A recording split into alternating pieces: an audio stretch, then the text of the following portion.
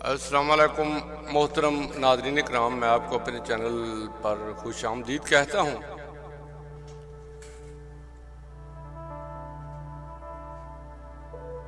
سندھ کا تیسرا قدیم شہر روڑی، ٹھٹھا اور سہون کے بعد سندھ کا تیسرا قدیم شہر۔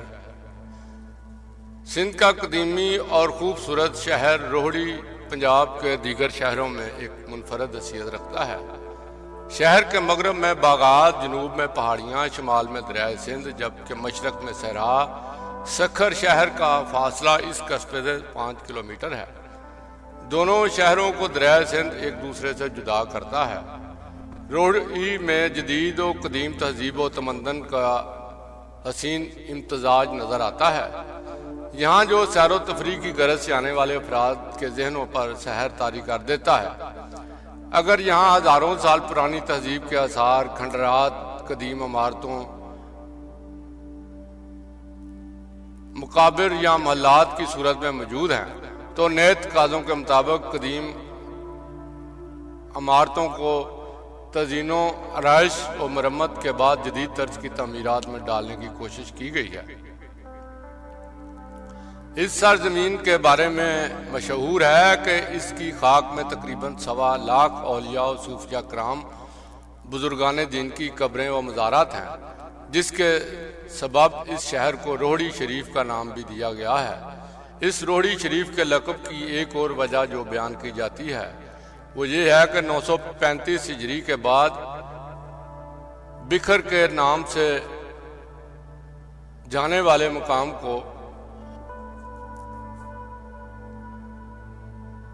جہاں حضرت محمد صلی اللہ علیہ وسلم کے موئے مبارک کے حاصل ہونے کا شرف حاصل ہے، جس کے بعد اسے روڑی شریف کا نام دیا گیا۔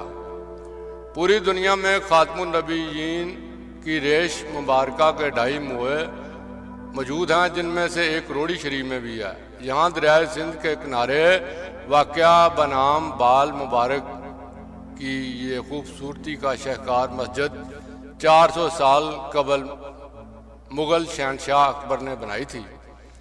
یہاں ذوالحج کی 1 سے 10 تاریخ کو جمعۃ المبارک اور رسول پاک کے شدائی موئے مبارک کی زیارت کرنے دور دراز علاقوں سے آتے ہیں۔ 952 ہجری میں اس کی زیارت کا سلسلہ شروع ہوا تھا۔ اکبر بادشاہ ایران کے بادشاہ نادر شاہ، اورنگزیب عالمگیر، شاہ جہاں سمیت دیگر تاریخی شخصیات موئے مبارک کی زیارت کا شرف حاصل کر چکی ہیں۔ روڑی شہر کو اروڑ راجکمار دھج رور کمار نے 5ویں صدی قبل مسیح میں تعمیر کرایا تھا، جو اسی کے نام سے موسوم ہونے کے بعد روڑ کہلایا۔ اس شہر کی قدامت کا ثبوت اس بات سے بھی ملتا ہے کہ ارتقاء انسانی اور دور ہجری کے آثار یہاں کثرت سے پائے جاتے ہیں۔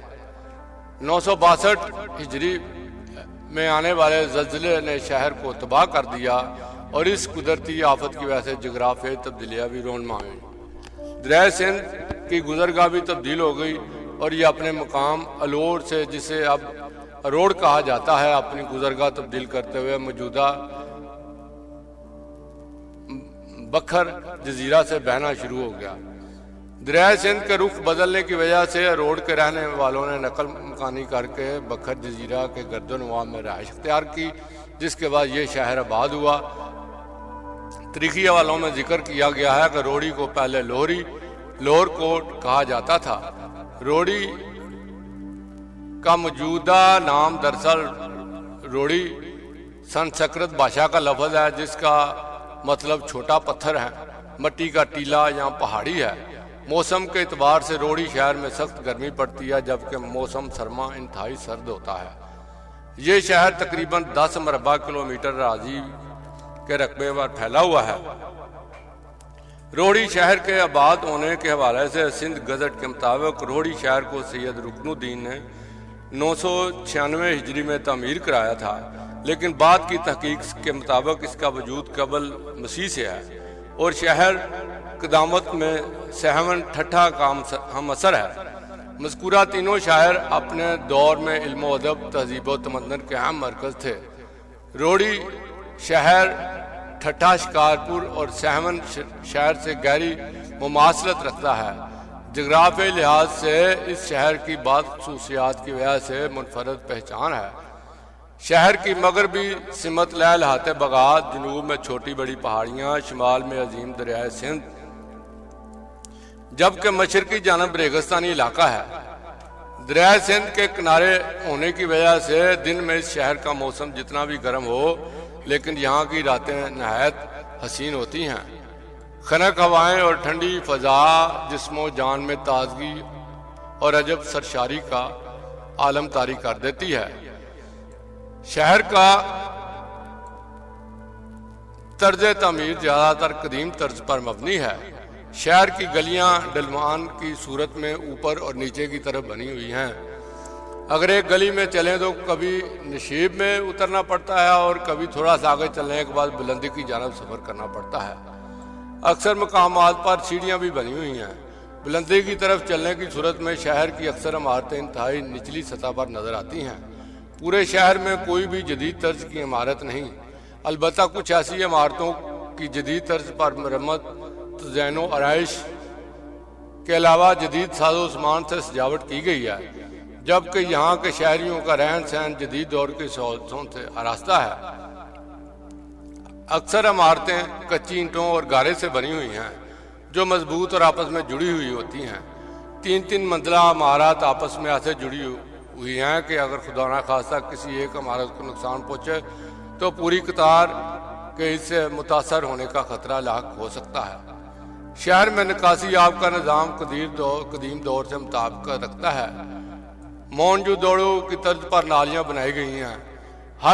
ہر گلی میں فرش بندی کی گئی ہے۔ اس شہر کے باسیوں کو اس کے آباد ہونے کے بعد سے پارک کی صورت میں تفریحی سہولیات میسر نہیں ہیں، لیکن کچھ عرصہ قبل یہاں کی میونسپل کارپوریشن ایک پارک تعمیر کرایا ہے۔ ملک کی سب سے بڑی سڑک نیشنل ہائی وے ہے، جسے جی ٹی روڈ بھی کہا جاتا ہے، شہر کے ساتھ ساتھ گزرتی ہے۔ اس شہر پر کراچی کے علاوہ پنجاب، سرحد اور بلوچستان کے کسی بھی شہر کی سمت جانے والی مسافر بسیں، کاریں، دیگر گاڑیاں گزرتی ہیں، جبکہ اندرون شہر میں سفر کرنے کے لیے ٹانگا، رکشہ اور سوزوکی پک اپ چلتی ہیں۔ سیاحت کے اعتبار سے اس شہر کو دیکھا جائے تو دریا کے کنارے آباد ہونے کی وجہ سے سیر و تفریح کے لیے یہ بہترین مقام سمجھا جاتا ہے۔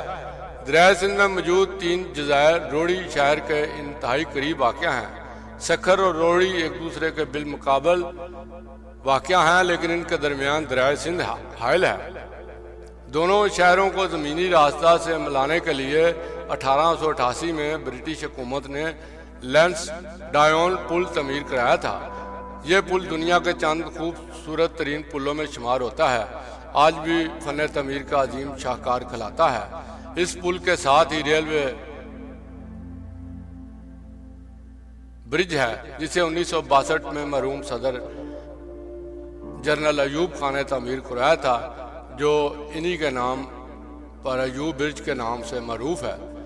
روڑی شہر سے 10 کلومیٹر کے فاصلہ پر جنوب میں سندھ کی قدیم تخت گاہ روڈ کے کھنڈرات واقع ہیں۔ یہی وہ جگہ ہے جسے محمد بن قاسم نے فتح کیا اور وہاں کا منظر منہدم کروا کر ایک خوبصورت مسجد تعمیر کرائی، جس کے آثار آج بھی موجود ہیں۔ بیرون شہر سے آنے والے سیاح روڈ سمیت دیگر قدیم علاقوں کی سیاح اور جو تفریح کو لازمی سمجھتے ہیں، اور سکھر و روڑی کے باشندے بھی اپنے گھر آنے والے مہمان اور دوست احباب کو ان مقامات کی سیر کرانا باعث فخر سمجھتے ہیں۔ اروڑ میں کالکا دیوی کا ایک غار بھی ہے، جو ہندوؤں کے لیے متبرک مقام ہے، جہاں ہر سال میلے کا انعقاد ہوتا ہے۔ اس مندر سے متصل ایک مسجد و مدرسہ بھی موجود ہیں، جہاں بچوں کو دینی تعلیم دی جاتی ہے۔ اس مسجد، مدرسہ و خانقاہ کے بانی فقیر حافظ محمد عارف خلیفہ مجاز حضرت لونگ فقیر تھے۔ حضرت لونگ فقیر سندھ کے نام پر صوفی بزرگ اور شاعر حضرت شاہ عبداللطیف بٹائی رحمۃ اللہ کے خلیفہ مجاز تھے۔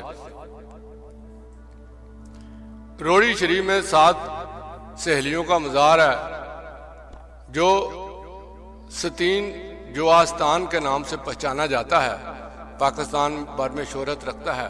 ستین جو آستان میر ابو القاسم نمکین نے تعمیر کرایا تھا، جو اپنی طرز تعمیر کے سبب انتہائی اہمیت کا حامل ہے۔ اسی مقام پر میر ابو القاسم اکثر چاندنی راتوں میں شعر و سخن کی محفلیں منعقد کرواتے تھے، اور ان کے انتقال کے بعد ان کی تدفین بھی اسی مقام پر ہوئی۔ روڑی شہر کو اگر قدامت اور جدت کی آمیزش سے بننے والا شہر دل فریب کہا جائے تو بے جا نہ ہوگا، کیونکہ یہ شہر بیک وقت ماضی کے جھروکوں میں لے جاتا ہے تو اگلے ہی پل جدت کی بھول بھلیوں میں گم کر دیتا ہے۔ یہ اور بات ہے کہ وقت گزرنے کے ساتھ ساتھ قدیم دور کی نشانیاں وقت کے گرد و غبار میں دبتی جا رہی ہیں، مگر ابھی مکمل طور پر معدوم نہیں ہوئی۔